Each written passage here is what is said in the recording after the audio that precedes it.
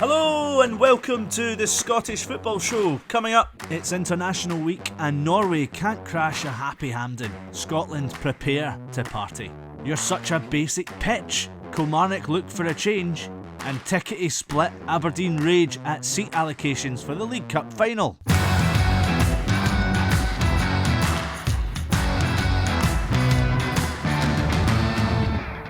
I hope you've all been catching up with your K-pop, getting down and rowdy, or bolstering your German language skills ahead of next summer. I'm Andrew Slaven, your host through another great week in Scottish football, and we've got plenty to look forward to this one because, well, it won't go as far as pecking of cheeks, please, because we know that can look rather racy. But joining me, as ever, he's the man down under, the Paisley punter, the poor man's Bob Malcolm. It's Melbourne City head of creative, Findlay Marks. You all right, pal? Yeah. To be a poor man's Bob Malcolm. You're welcome. Bob Malcolm's actually one of those players that you think of being an absolute diddy, but he actually had a pretty decent career for a player that was relatively limited. So sure, I'll take that. A poor man's Bob Malcolm. Anyway, she's back with the gang, the Tartan Army Pied Piper, but day to day, she's the senior producer for TNT Sports. A big Scottish hello there to Laura Brannan. How are you, mate? Hello, I'm all good. I want to know who I'm a poor man's version of. I was gonna go Claudio Canigia because of the hair. Claudio Canigia, fair play. At least I brushed it. Yeah. Doesn't need a wash though, to be fair. How are we, Laura? What have you been up to? Anything special? No, nothing special at all. Fuck me, what a start to a podcast. Did you not spend a week in Madrid, basically? Yeah. Oh yeah, that was last week. That's why I couldn't be in the show last week. I was in Madrid. So. Unbelievable, Finn. I mean, you make the podcast pretty much every week. I've made it even in Saudi Arabia, but Laura goes to Madrid. I just can't be arsed. But, Finn, what have you been doing, man? Melbourne City had 2 games this week. Lost with a last-minute handball VAR penalty in the Asian Champions League. And then we're trailing 3-1 at home on Sunday with 2 minutes left on the clock and managed to snatch a 3-3 draw. So that was very exciting. What do you do during the games? You just watch them? Oh. This is all very boring chat, but basically at the moment, no, I don't watch. No, I'm interested. Because at the moment they basically haven't had a videographer for a year. I'm making a lot of content for stuff that's not around the pitch on a match day. So there are various like hospitality lounges and packages and things like that. There's stuff that we do outside the stadium for families. So Sunday was a double header, both men and women's teams playing at Amy Park over the weekend. So there's stuff for families outside. There's like DJs, see, this is player interesting. signings, face paintings, all of that kind of stuff. So I was filming all of that and in what's known as the Melbourne Lounge for drinks and stuff like that, so that we can make little VT packages to sell for future matches. All very exciting. But then once the game kicks off, I can go into our radio box and watch the game. So nice one, man. Yeah. That's good. interesting. See, that is interesting. Yeah, that is. I just went to Madrid to film Jude Bellingham and he didn't play. So that's the extent of my work. These things happen. You got to take a risk, eh? Got to take a risk.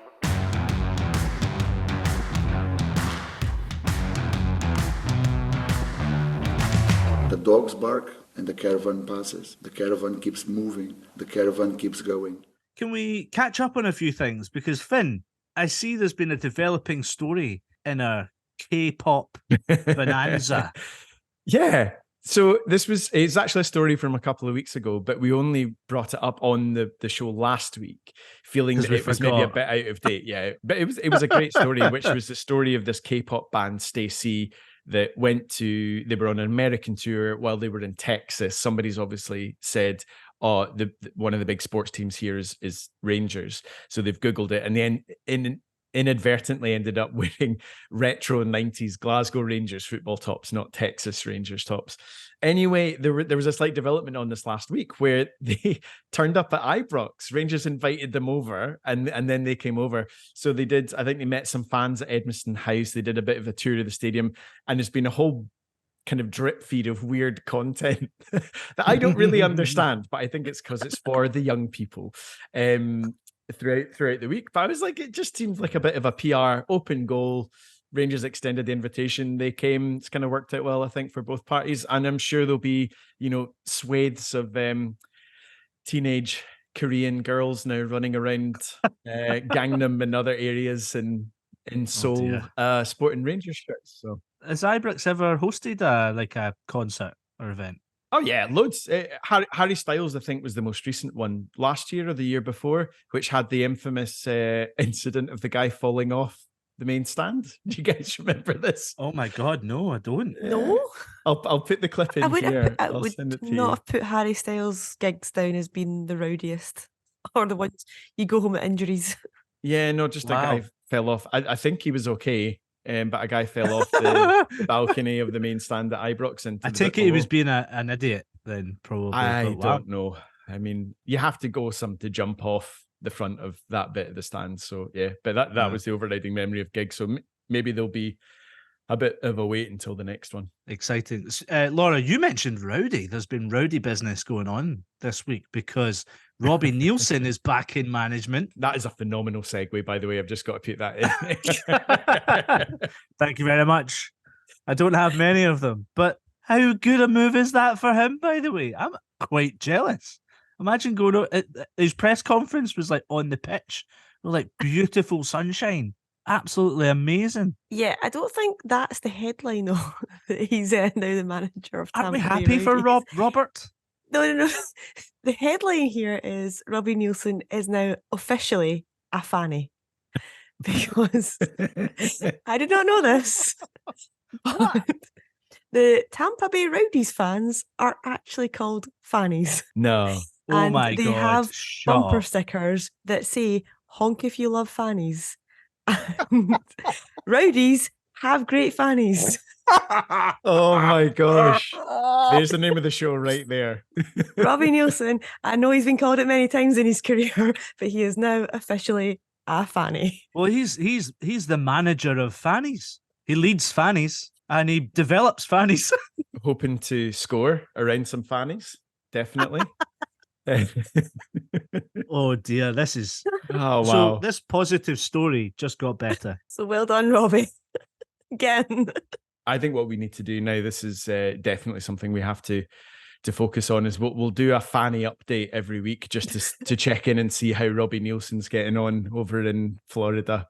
I always loved it. It was that Iron Brew advert, wasn't it? Yeah. When there was a guy in the hospital and he's just had a baby born. And they're like, what about Fanny as a name? No, I can't call it Fanny. Your granny was a Fanny. It was amazing. Yeah, it comes from a long line of Fannies. Now Robbie is number one Fanny. To be honest, I mean, it's given the options that he had, because apparently this came out that he'd had chats about becoming potentially the Rangers assistant to Philippe Clement before he brought in his own guy. And I mean, it's a difficult choice to make, isn't it? Govan or Florida? You know, it's a tricky one. Of But you said something else there. Some people would think you'd be a Fanny taking the Rangers job, though, as well. Some Absolutely. people. Yeah, amazing. Anything else stand out to you over the weekend? Any trains of thought? Oh, we've got to put this one in just quickly. Andy Walker somehow turned into a train at the end of his update. The last minute goal for St Mirren to make it 2-2. This St Mirren side, they never give up. They fought to the death. Looks like they've got a point here. 2-2. Obviously has to be the only way that Scottish football fans say that scoreline going forward now. 2-2. Did you see? This is Scottish football levels of pettiness, and I'm quite gutted it didn't happen here first. But did you see what happened in Peru? Oh, that's amazing. No, what So happened? I don't actually know the two teams. So forgive me for not being up on my Peru football knowledge. But basically, the team that won the league were playing at their biggest rivals, and when the full-time whistle went, the hosts put the lights out. Vamos a ver, señoras y señores.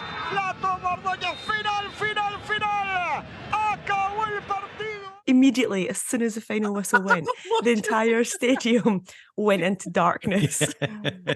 Oh, that is superb. So they couldn't have their party. Can you imagine if that happened in Scotland? Weirdly, I actually remember, given I worked for a long time on the National League, non-league football, clubs that, are scrimping and saving, literally to pay the lecky bill. We were at Dover Athletic, and literally as soon as we went off air, which was probably about half an hour after full time, the whole stadium lights went out, but we were still de-rigging, still pulling cables out of the stadium and stuff like that. Yeah. That's Hamilton Accies have put the lights out on you quite often.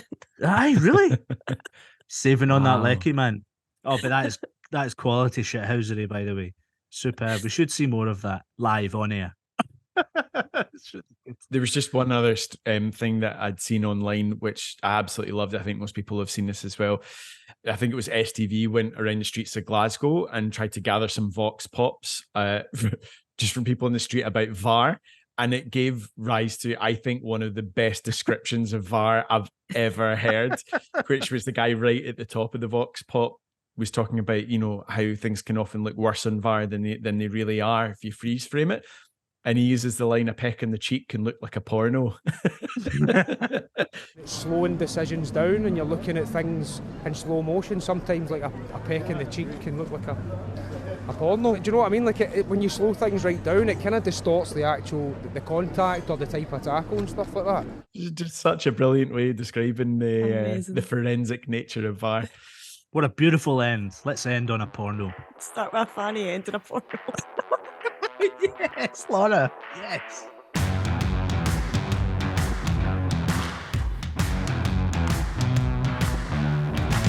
Regrets? No, it's good laugh on it. So I didn't find it funny. What about some feel-good stories? Did you all see John McGinn explaining why he does his glasses celebration? Oh, this was nice. It's really lovely, isn't it? I had no idea about this at all. No, I didn't either. And I'm not usually big on these kind of nice stories. I've got a heart of gold. Of gold, not cold, not gold. Unless it's one of your own boys, Laura. Yeah, yeah. I know I'm not usually big on sob stories like this, but this is actually really nice. So his nephew has to wear special goggles when he plays football. And I mean, I can only imagine if you're at school and you have to wear something like that to play football. I can imagine by default you're not the most popular kid in class. And I think it's really nice to think that one of the biggest footballers in the country who is going to, win us the Euros has now set this trend to make wearing something like this that is not cool, really, really cool. And now who would probably be the class bullies are now the ones probably running around doing the same celebration, wanting to be like that. And they've suddenly just made this kid the coolest guy, this coolest wee boy in Scotland. It is class. Like, I mean, the fact that he doesn't need to do something like that, but because it's family as well, it's extra special, and they'll all enjoy that. And I do love that he mentions that his friends all copy the celebration. It's just a lovely, lovely wee thing. But there was also kind of a really nice video put up online on Twitter from Danilo Finn, announcing that he's going to be a dad. I just find it quite funny that it tends to be a lot of the players that maybe come over from Europe and the ones that are already signed to like agencies and stuff, and they've very much got these kind of personal reels and channels that they put out a lot of content that's quite interesting. And Danilo's was one where I was like, this is better production value than some of the stuff I've seen put out by actual clubs. I'm literally just watching it just now, like, what is going on here? Can you describe it then for us, Laura? Yeah, I'm watching it without sound just now. But basically this starts off with his girlfriend, his wife, his partner, whatever, doing a pregnancy test, and then gives him a box, and it's all homemade videos of him finding out that she's pregnant, and then going around telling the family all their reactions. It's a whole compilation. And now I'm a minute and a half in. He's now buying the toys. He's decorating the room for the baby. This is the whole journey. I'm watching a whole minute and a half journey of. She might give birth at the end. I'm not quite sure. She doesn't. Thank God. No, right, okay, no so more she's not Fannies giving birth involved yet. in this podcast, please. Yeah, I mean, you normally get the traditional baby scan photo, and maybe a little pair of mini Converse or something to go with it, or the dog saying I'm going to be a big brother or a big sister. But this is a whole video. He's taken it too far. He's ruined every other guy's kind of, now every guy who's going to have a wee baby has to do these wonderful things.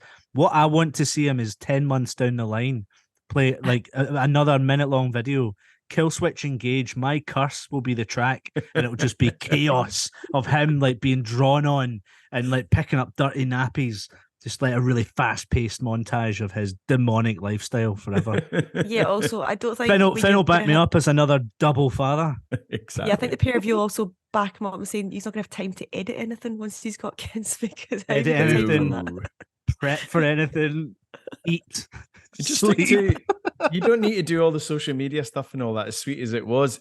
Just stick to doing exactly what he did on the pitch, which is shove the ball up your shirt once you score a goal. Easy, job done. Little thumb in the mouth. Exactly. Classic. Or the little Bebeto, the classic That's cradle beautiful, move man. Oh, legendary. It's, if anybody wants to feel old, if you remember Bebeto doing that celebration where he does the cradling celebration, that's from the 94 World Cup. The baby whose birth he's celebrating at that point is now a professional footballer themselves. So that's how long ago that was. Oh my God. Yeah, feeling old every day. But let's stick with Rangers, because good result in Europe and a good result of the weekend, beating Livingston after everyone kind of focusing on Philip Clement's unbeaten start at Rangers. And it was always going to be a tricky test at Livingston, but it didn't look like it at all, Finn, did it? Because it was pretty straightforward in the end. It was pretty straightforward. Just a little shout out. One of the things that I liked was that I think Rangers got a fairly dubious penalty, the one where Ross McCausland was looking for the contact, which was minimal. I don't know why VAR doesn't intervene with something like that and then overrule it, because it wasn't a penalty. But I really admired the fortitude of James Tavernier to take it upon himself to gallantly miss the penalty because he knew it shouldn't have been given. And they were still given another one later on. But yeah, Clement was making comments, I think, after the game, which I found a bit peculiar, if I'm being honest, about the nature of Thursday, Sunday games. And I don't really know what you're expecting the authorities to do. And this isn't something that's just a Rangers thing or a Clement thing, or even in Scottish football. Like, this happens all over the world. You get Jurgen Klopp's moaned about it a million times before. He's like, "Oh, we're always the 12 o'clock kickoff." I'd be like, genuinely, how much of a difference does it make if you're playing at 3 or 12? It's still the same day. And we're just about to go on the international break, so you can't play the game on a Monday night or do something else. Or if you want to move the game, speak to Sky. They're always going to put Rangers on as the lunchtime game if they're playing on a Sunday. Well, the thing was with that, weirdly, the weekend Sky had 2 games on back to back. Of course, they were both involving Celtic and Rangers, but yeah, they put Rangers on the earlier one. I'm playing devil's advocate here because there was a 3 o'clock slot, but I agree. To complain that you are playing Thursday, Sunday is a bit rich, because they could just be out of Europe and not have that problem of a Thursday, Sunday fixture list. I think he's going to want that headache right now, and every other team deals with it. Mm-hmm. And, well, yeah, you're saying other managers do complain about it. They do. And I remember last year with at West Ham, David Moyes complained about it on a weekly basis, actually. So it's not uncommon, but there isn't any other space in the fixture list. There really isn't anything else you can do. And there's a lot worse that you could be complaining about.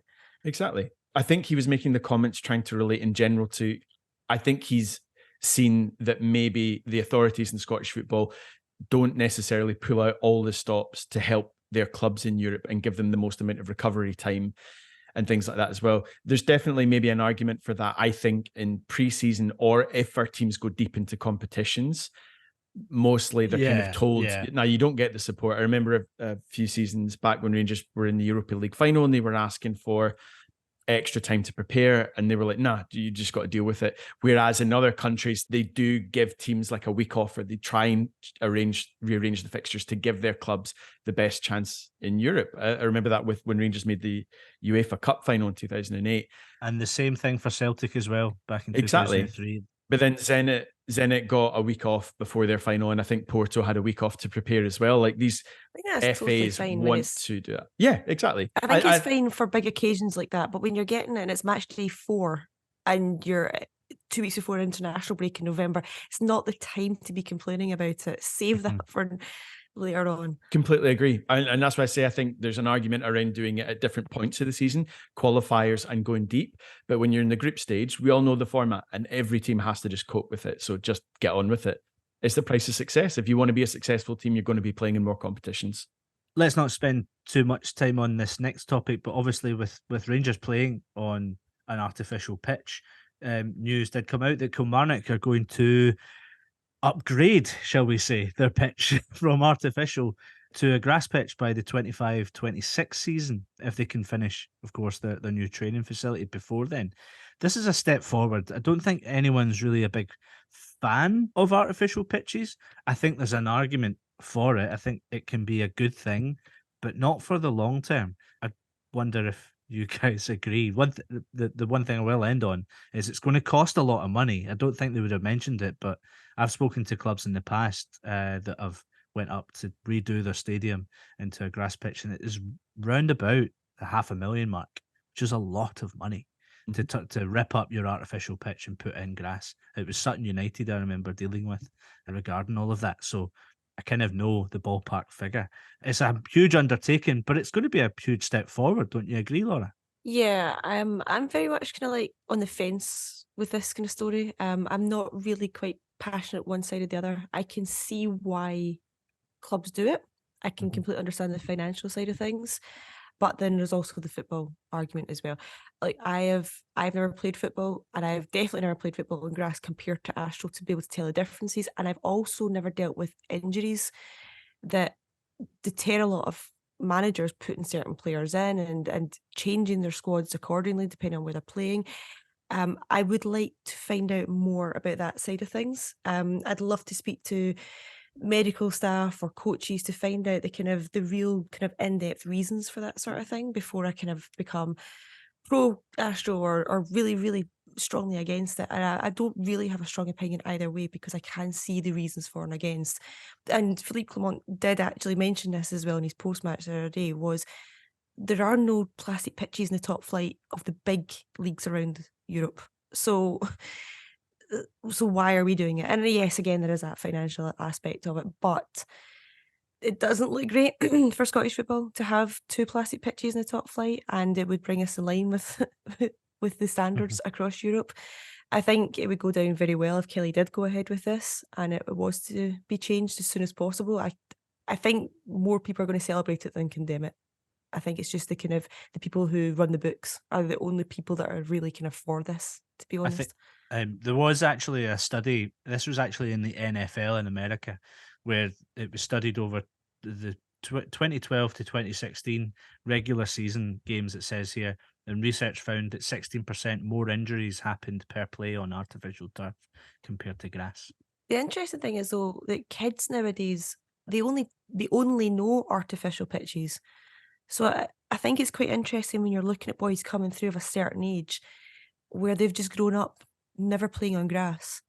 So I wouldn't go that far. Surely that. Well, yeah, because never played all on through grass. their youth academies and stuff, they'll have played through. That's but they'll be what playing with their academies are like pals. these days. Well, I'd like to think that, but who puts jumpers for goalposts down these days? It's not quite the same as playing down the local park. I don't know, like, yeah, I think there's arguments for and against. I did joke that, because I hadn't noticed just how little top flight, like big players hadn't played National until West Ham went there last season to play in Denmark, and they played a Conference League match on Astro, and the players they didn't know how to deal with this. They didn't know how to prepare for it and how to warm up the day before. And I, at that point, was joking, saying, right, if this is how they're reacting, guys like Declan Rice and stuff, we need to play our next game against Scotland, need to play our game against England at somewhere like Rugby Park or Livy, because we could beat them if it's on a national pitch, and that's our secret weapon. No. I don't think you're allowed. I am joking. I think, but it is that thing. Clement does have a decent case there, and he said both before and after the game, so it wasn't anything dependent on the result about the surface that they're playing on. He said, I don't really care what surface we're playing on. That's the challenge ahead. We can't make it an excuse not to win a game. He's like, if we're told next week we're going to play in a car park, we have to be able to know how to play in a car park. I just want to win. And I like that mentality. But the other thing can be true at the same time, where he makes the point, he's like, in the top leagues, nobody in the top flight uses a plastic pitch. And I think that was the thing with Sutton United, because they were in the conference, the National League. The National League. Yeah. And you cannot enter the English Football League with an artificial surface. You have to play on grass. So that was just something you had to do. I would try and do something similar in Scotland, which is it's fine for, I think, smaller teams, community teams, especially maybe going further up the country where the weather's rotten and you can have a community asset that you can rent out during the week and do all that stuff. I think that's fine for the lower leagues. I think once you are promoted into the top flight, it should be mandated that you need to have a grass surface. That's easy to say, but I'll just point back to the fact that I did mention earlier. It's about 500 grand to do that. And the finances aren't there to support smaller clubs to do that. So if you're promoted to the top flight, you're not going to get 500 grand to do it. That's why the likes of even Harrogate, when they got promoted to the Football League, I think they then played their first season at Doncaster. And I think Sutton also played somewhere nearby for the first half of the season before it changed. So, I mean, it's not... Scotland is a completely different case compared to England. As much as the point you're making is absolutely the right one, the fortunes don't allow it. And that's why a lot of people can understand why clubs like even Falkirk and Livingston themselves play on artificial surfaces, because it's all weather proof effectively. So it's a tough one. I still think it's a good thing for Kilmarnock that they're doing this if they can get their training facility through. And I think that's something why Derek McInnes is probably progressing this club in a more kind of professional standard, which is quite interesting. And I think we're seeing that on the pitch as well. We should talk about Martin Boyle, by the way, because he took a bit of flack off of his manager, Nick Montgomery, for getting injured in his knee slide celebration, scoring from Aberdeen in the League Cup. He did actually play a pivotal role at the weekend too, getting the assist for their win over Kilmarnock. I think Josh Campbell got the winning goal. But just sticking with the League Cup, Aberdeen were denied the 50-50 split, guys, and we spoke about this before. And they've also been denied a fair draw on what end they have as well. Laura, you're quite passionate of the right thing happening for the right reasons. Do you think the wrong thing is happening for the wrong reasons? I just don't understand the logic in this at all. This is just... She says yes. So typical Scottish football. You have a final between two clubs at a neutral venue, and they are treating one team as more important than the other. I don't understand why it's not a neutral venue, meaning it's 50-50 from the start. It is blank canvas. You get half the ground, you get half the ground, and then we draw to find out which end you get of the ground. It just beggars belief how you can't go, well, okay, you're getting that X amount of tickets, and if you don't sell Y amount, they'll go to the opposition by this certain date. Nobody at Aberdeen would have quabbled over that, because that is completely realistic to say that. And I don't think Rangers would have complained about that either. It just seems like such a straightforward, normal way to sell tickets for a neutral event. And then when it comes to the fact that Aberdeen asked if they could draw to see what end of the stadium they get, the fact that this was just ignored is ludicrous. I'm sorry, but why? Why is it? Why do Rangers have a dedicated end of our neutral stadium? It is not their ground. They're not hosting the match. So the fact that the SPFL just ignored this and said, nope, we're not even going to listen to you, there's no logic to this at all. I'm sorry. I just on the thing about the Rangers end and the Celtic end, I think it's more just given the amount of times that those teams will make it to semi-finals and finals. I think those terms have just come about purely out of habit and out of it's for ease of logistics in terms of policing, travel, fan movements around the ground. It's just it's easier if you're just like, anytime Rangers get to a semi-final or a final, that's their part of the stadium. Anytime Celtic get there, that's their part of the stadium. It's an easier thing to do. I get why there's a bit of ire around that though, of just like, oh, who do you think you are? You don't own that end of the stadium. Of course they don't. I think it's just born out of that logistics thing. On the 50-50 ticket split thing, I completely agree with you. And you said this a little while ago. I don't know why the default isn't 50-50 to start with. And then if you can't sell out the allocation, it's then given to another team that might have a chance of selling out more of that. I know there's the argument that both Rangers fans and Celtic fans will say, and I'm just saying this is to play devil's advocate, where they will say Aberdeen can't sell out Pittodrie most weeks. And that's, 20 odd thousand or whatever. So why should they get more than that for a cup final? And why should a supporter who's coming to a cup final, it might be the only football match that they go to in 5 years, say they're not going every week. Why should they get a ticket to a cup final ahead of fans who are going every week, putting money into the game every week? But out of fairness, I think my understanding of how it is most fair is if it starts off 50-50, you have to give teams getting to a national final fair split. If they can't sell it, then you start going to different proportions of ticketing. See, on that argument though, Finn, and I do understand that, because I think we all as football fans, if we go to games regularly, we go, well, why should you get a ticket over me? I'm going to be in that war come the Euros next summer, and I'm going to be analysing everyone I see that's going to games going, wait a minute, were you in Georgia during the hard times? And it becomes this mental battle of, well, I deserve it more than you. And I'm half joking here, but that's a problem, that's a headache for the clubs to deal with within their own sections. It is not about, well, that Rangers fan goes to every game week in, week out, and that Aberdeen fan doesn't, because it shouldn't be a competition between each other. It should be that Rangers fan gets a ticket before that Rangers fan because he goes more often than the other. That's just a battle within your percentage of the ground, and it shouldn't matter if Aberdeen left 1,000 tickets empty and they couldn't sell them. That's their problem, but it doesn't mean that Rangers fans then go, oh well, I could have filled that seat. It's not. I don't think that's the same argument you can be having here. There's also there is the thing of, you look at the earlier rounds of this same competition, and it's like there were, I think, maybe about 12,000 empty seats at Ibrox for the game against Morton, probably about the same for the quarterfinal against Livy. So Rangers weren't selling out their stadium for earlier rounds of the competition. So then why should you get a bigger percentage for the final? I can see arguments on both sides, but I think we're probably all agreed in a consensus of we don't understand why it doesn't start as 50-50. And then if you can't sell out, give more tickets to another set of supporters if they can sell it. We can at least both agree that thankfully Aberdeen fans do have something to look forward to, considering the result at the weekend when they got absolutely smashed by Celtic 6-0. So they've got a cup final to look forward to. It's still going to be a great spectacle no matter what.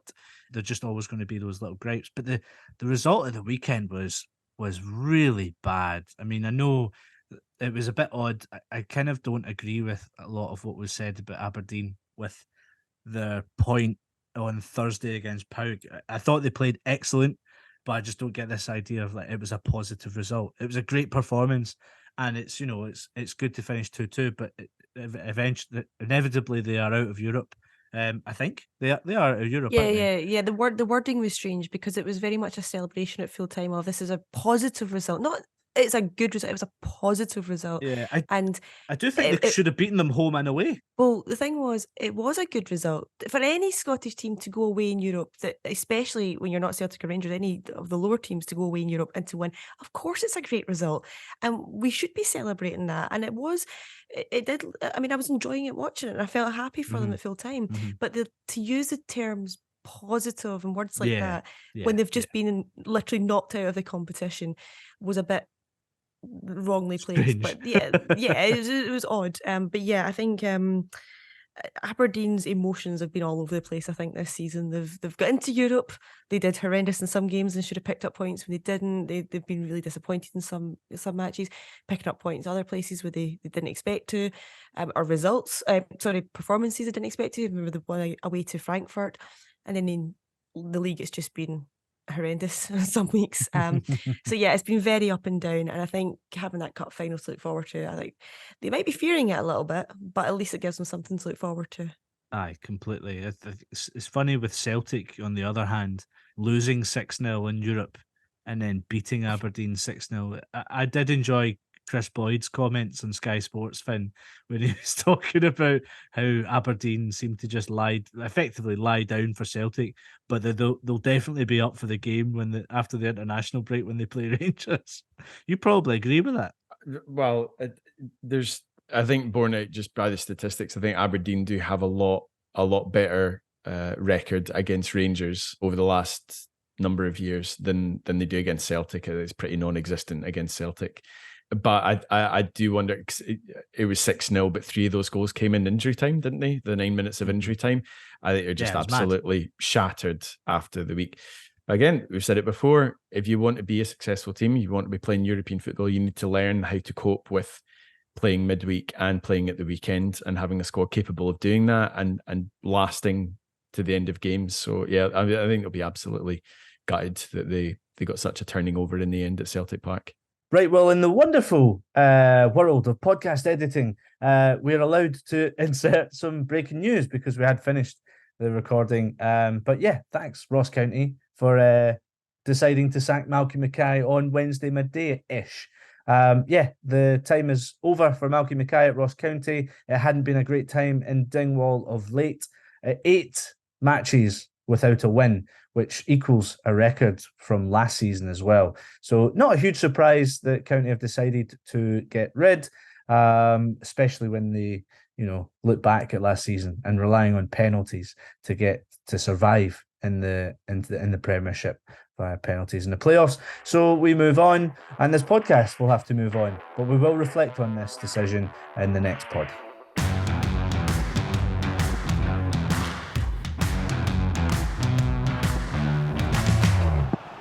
Marshall is saved! Yes! One big yes! Now, are you excited for next summer? I'm excited for next summer. Everyone is excited for next summer, but not as much as this man. Maybe Laura is a bit more excited. Okay, Scotland go into their final 2 qualifying matches having already qualified, which is a wonderful feeling. Steve Clarke's named his 23-man squad to face Georgia on Thursday and Norway on Sunday, but even though the job is done, there's still a lot of expectation on the national team's shoulders, and there's also a few decisions that need to be made before these games. So to help us get through all of these questions, we've brought back our old pal, Gordon Sheach, from the Tartan Scarf. Did I get that right, Gordon? I always get worried saying you. You'll get it right next time. Don't worry. What was it? Sheach. Sheach. Apologies, my friend. Apologies. But look, Gordon, it's funny. We're actually recording this on Sunday, the 12th of November, which is actually exactly 3 years to the day that we ended our major competition hoodoo and we qualified for Euro 2020, the famous penalty save from David Marshall. Why haven't we got a statue yet? Yeah, absolutely incredible. I can't believe it's been only 3 years, especially when you think about what's happened since and what's happened, obviously in my personal life as well. Since then I've gotten married and had a baby, so I can quite confidently say that was probably the best night of my life 3 years ago tonight. And then you look back on it and you think, I literally watched the game on Zoom with my family and a couple of pals, and then scrolled Twitter till 4 a.m. Like, it shows how low the bar was for best nights of your life. That was it. Good for you, Gordon. I've had 2 kids and I've got engaged as well, but that was still the best night of my life. Currently. Yeah. But again though, you look at what's happened since then, where this team has gone, the fact that they've been to a major finals, then finished second in a qualifying campaign for the first time in 20 odd years, and then qualified automatically for another major finals, and we can go into that tournament next summer with real genuine confidence. And I mean, again, wind the clock back 12 months to when this draw was made, and look, people who know me, people who follow the Tartan Scarf will know that I've always been the positive guy, always been looking on the bright side, looking to build and be proactive and look how we're improving and getting better. This time last year, I hated this draw. I was despondent with this draw. I was miserable with this draw. We'd fought tooth and nail to get to pot 2, and then you pull the best striker in world football out of pot 3. I was brutally miserable. And then you look at the way the fixture computer did it, and you think, well, geez, all right. Second last game, we're in Tbilisi. We couldn't possibly fuck it up a third time in there, could we? And then Norway at home, and you're thinking, well, okay, we'll be desperately hoping to get something in Tbilisi where we've, had our troubles in the past. And then it'll be a final shootout last day against Norway to hopefully finish second.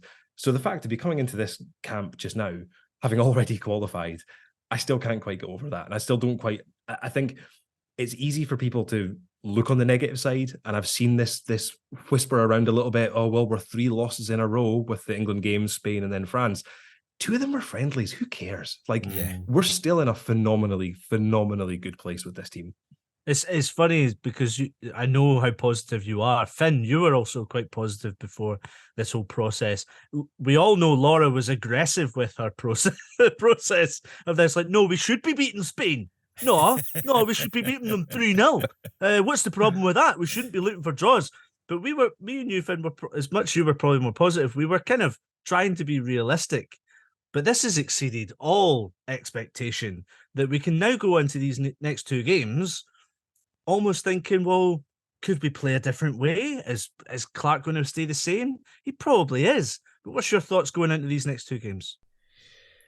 It's just really nice to be going in without the worry. It's such an alien feeling. The norm over the last 20 odd years is we actually play quite well in the final games because we're already out. So there's no pressure and we can do things like go to Croatia and win. You know, I remember like Gordon Strachan, I think his first game in charge was a dead rubber against Croatia. It was that Robert Snodgrass got the winner and we beat them 1-0 in Croatia. It just odd things always used to happen like that. It was always when it came down to the business end of qualifying in a group that we really struggled. So it's nice to be going in without that pressure this time. I wouldn't expect Clark to be going into it looking at as 2 free hits almost. I think it's really important to use this international break and these 2 games as well as we can, especially given the players that we don't have in the squad that are kind of regulars. I think it's a real chance in competitive games to play around with the squad a little bit and see what happens. But what's really nice overall is that when I was a kid growing up, I was used to Scotland being at major tournaments, as it really was for generations before. But it was like the last time, so like growing up in the 90s, I don't really remember Italia 90 because I was only 4 or 5 when that happened. But I was definitely aware of the Euros in 92 and we went at 94, but Euro 96 and France 98, that was like my sweet spot of being a young football fan and just absorbing everything. So off the back of that, it was really hard to get used to then 2 decades of absolute unfettered misery in qualifying.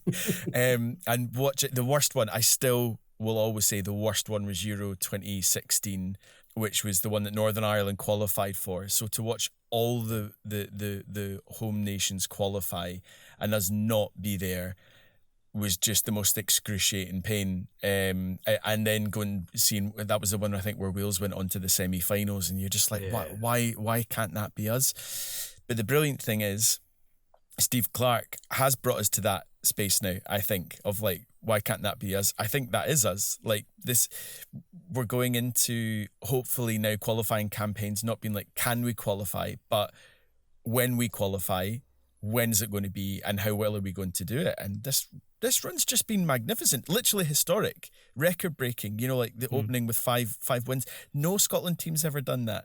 None of the teams with Dalglish or Law or Souness or anyone else like that. It's been this squad of players, and Clark's he's a very good manager. He's to be commended for that. And I think he'll be using these games, like I said, as an important marker for players to stake their claim potentially going forward, because after this we've not got a huge amount in between the tournament starting. So yeah, we'll need to start looking at the squad properly and where we can get players coming in to fill out those positions for the playing. The big problems that we hope we won't have when we do go to the Euros is the ones that we have now. The injury list, we've never ever faced such a bad one like this. So no captain, really, Andy Robertson. I wonder who would really hold who is vice captain, Gordon? Who would take that? It's McGinn armband. So it would be McGinn. Yeah, McGinn. But then McGinn that whole left side is like a gaping hole right now. You know, the likes Kieran Tierney isn't available. So, you know, there's difficult spots to fill. No John Souttar, no Kevin Nisbet as well, but also no Angus Gunn, who's been excellent coming in since Craig Gordon's injury. So there's loads of little holes to fill. So John McGinn takes the captaincy. Where else do you think there could be interesting marks to be made going into these next 2 games? I mean, I think Finn makes a great point that, you know, time is fairly limited between now and the Euros. Obviously, we've got these 2 games now. We'll have 2 friendlies in March, and then you're looking at probably 2 friendlies pre-tournament when we've probably already at least named our long list squad for the finals. So I think the most important thing for Steve Clarke coming into these two games, especially, is to maintain that sense of jeopardy in the squad, that there are still things to fight for. Obviously, had we only lost 1-0 in Spain, then we would have had the head-to-head advantage, and actually finishing top of the group would have been well within our own grasp. That's probably gone now, given that Spain will likely win their next two games. But I think if you're Clarke and you're sitting in that dressing room, you're telling these players, if you want to go to the finals next summer, this is your chance. Like, these are your chances, and you won't get many of them. And frankly, with the amount of players we've got missing, it's an even bigger opportunity for guys like your Greg Taylors or Anthony Ralstons or guys like that to say, look, I want to be there next summer. I can't miss out on this. I need to impress. So I think that will hopefully continue to drive the performances to a really high level, because you're right. We haven't faced an injury crisis like this under Steve Clarke. But I just think that gives these guys all the more opportunity to cement their place next summer. Because I mean, look at what happened with the sliding doors moments of Euro 2020 when you had McLean injured, Jack injured, the squad got boosted a little bit. We brought in Nathan Patterson, we brought in Billy Gilmore. Those guys have never looked back for Scotland. So the chances will be there for guys to come in and impress. It's funny because I think Josh Doig is a really interesting one to come in.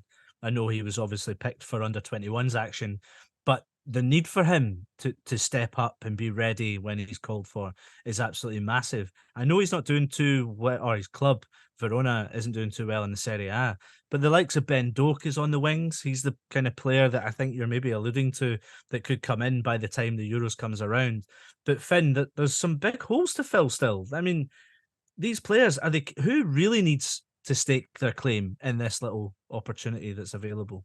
To me, one of the biggest ones, because I think Angus Gunn is pretty much nailed on as the number one now. I think he's the preferred choice in goals.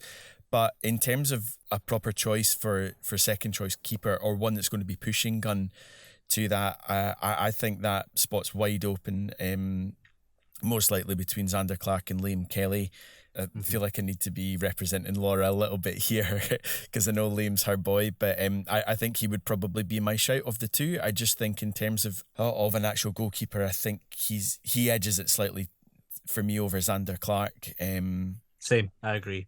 So I think I would expect, and also given he started the game, I know they both had a half against France, but I think because he started the game against France, I would see him in Clark's eyes as maybe further up in the pecking order as well.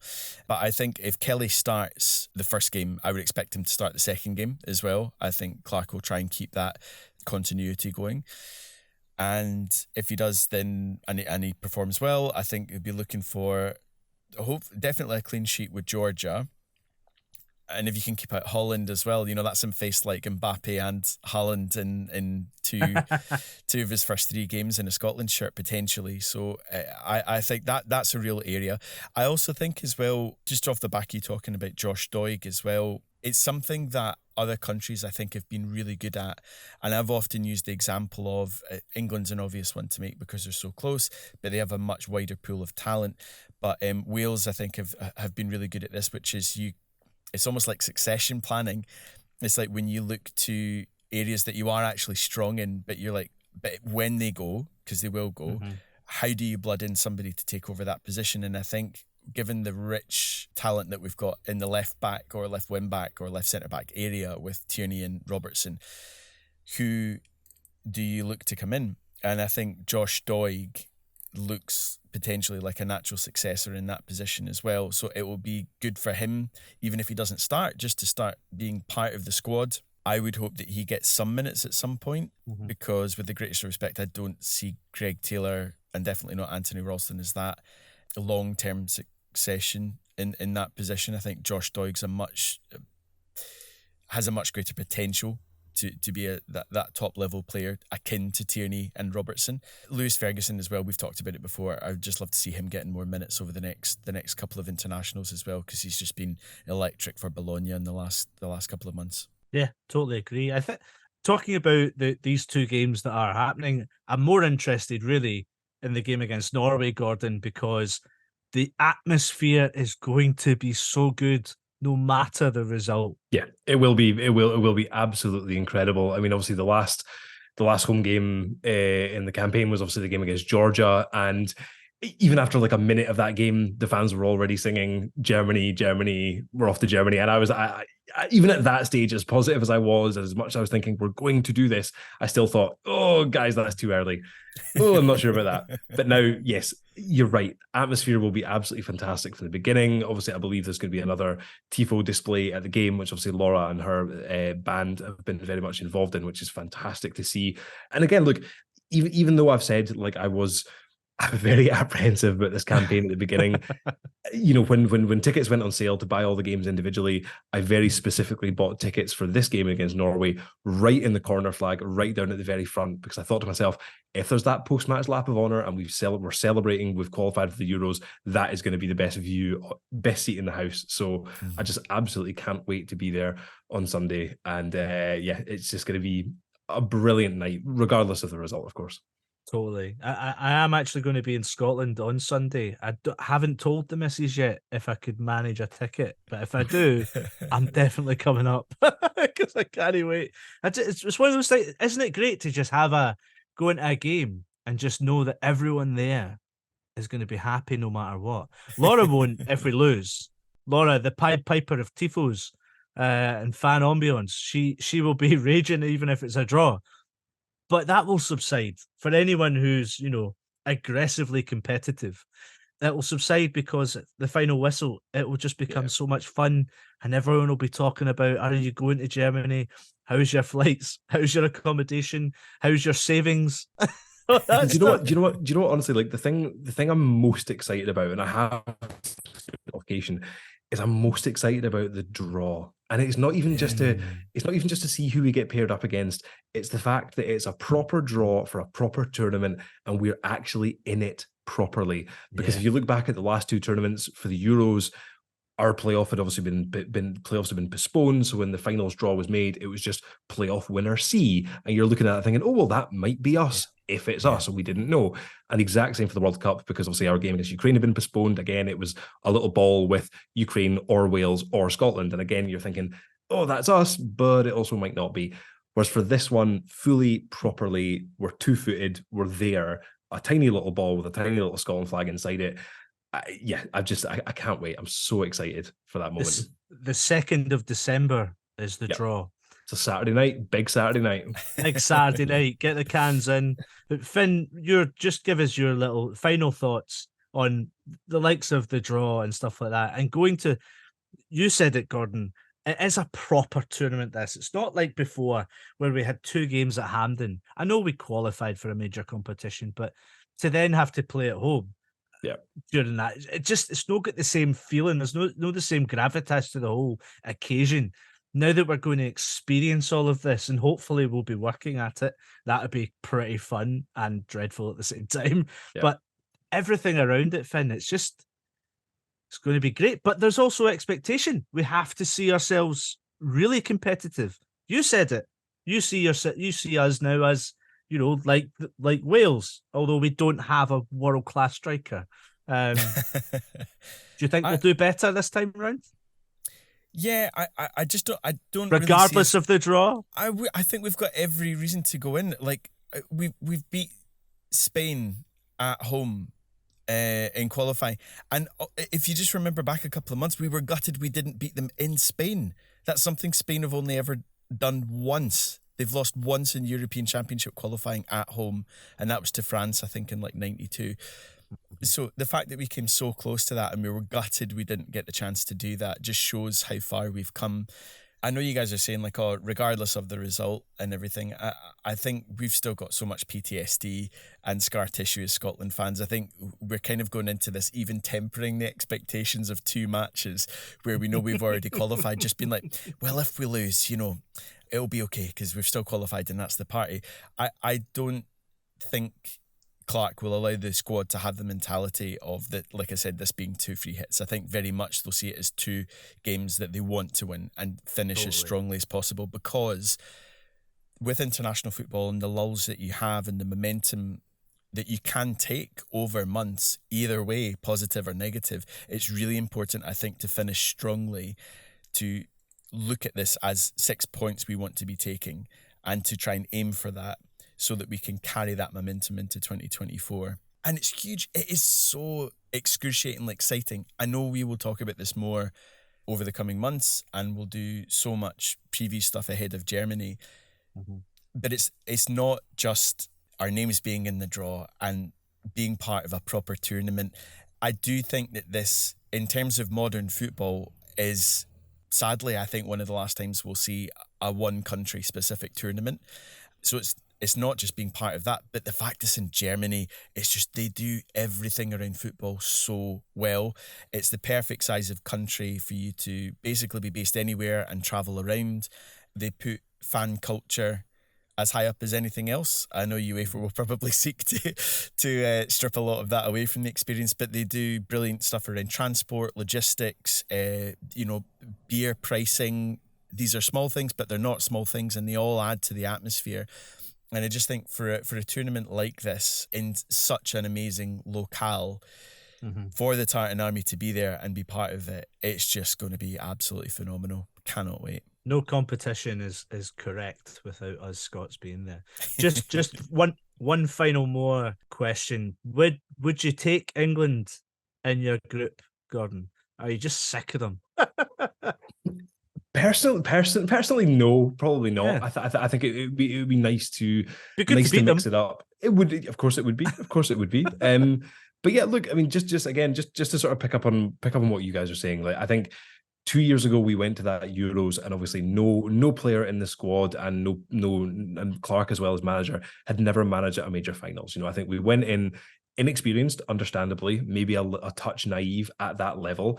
We got a lot of experience out of it. We've gone on to bigger things. We've gone to a World Cup playoff. We've now qualified automatically.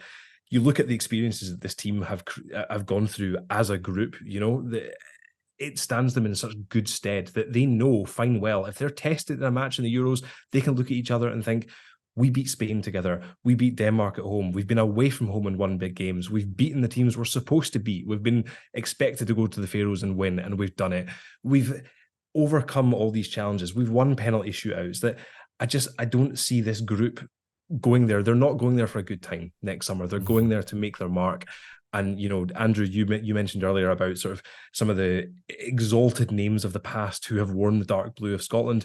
And we've had legends. We've had genuine world-class legends of this game that we've played for the last 150 years. No Scotland team has ever been to the knockout stage of a major finals.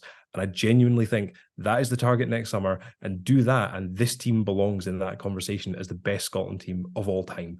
And that's what they're going to do. That is the target. That's what they're going to do. You spoke about Wales.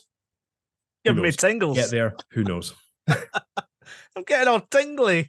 So excited. It is. Smashing. Right. Well, we're going to win the Euros then. Can't wait. Buzzing. Best European team ever. That'll be it. Oh, God. Calm down, Andrew. Calm down.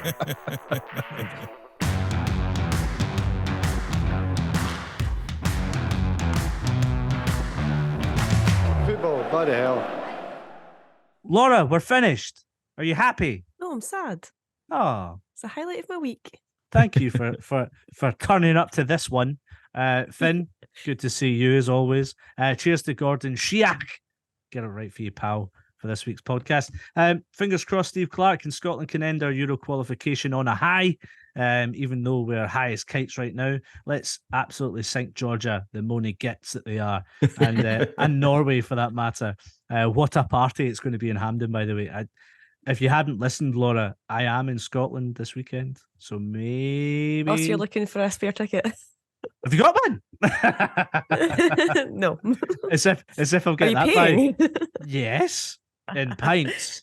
Now I'm listening. There we go. Can I get quick score predictions, Laura, against Georgia and then Norway? 2-0 against Georgia and 2-0 against Norway. Ooh. Finn, quickly. I'm going to go 2-1 against Georgia, with Georgia taking the lead, but we're going to banish those demons by coming back from the jaws of defeat. And then I reckon 4-0 against Norway. I think their pants, we're going to absolutely pump them, and it'll be a party. Yes. Happy days. Right, well, if you are listening, your support is key to this podcast as we try to keep it going. We do it all ourselves. So do subscribe if you haven't already. And if you get your mum and dad and your auntie and uncle to subscribe as well, that'd be class. You can get us on YouTube as well. Subscribe to that because that's class. Twitter, TikTok, and whatever newfangled social media Laura's got us into. I'm too old for this. So it's time for you all to go and listen to something else now. Goodbye.